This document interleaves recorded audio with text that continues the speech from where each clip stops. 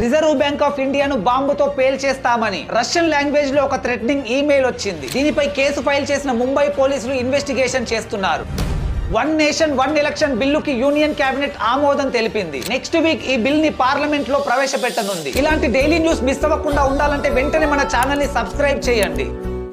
Reserve bank of ఇండియాను బాంబుతో పేల్చేస్తామని Russian language లో ఒక థ్రెటనింగ్ ఈమెయిల్ వచ్చింది. దీనిపై కేసు ఫైల్ చేసిన ముంబై పోలీసులు ఇన్వెస్టిగేషన్ చేస్తున్నారు. వన్ నేషన్ వన్ ఎలక్షన్ బిల్లుకి యూనియన్ కేబినెట్ ఆమోదం తెలిపింది. నెక్స్ట్ వీక్ ఈ బిల్ ని పార్లమెంట్ లో ప్రవేశపెట్టనుంది. ఇలాంటి డైలీ న్యూస్ మిస్ అవ్వకుండా ఉండాలంటే వెంటనే మన ఛానల్ ని సబ్స్క్రైబ్ చేయండి.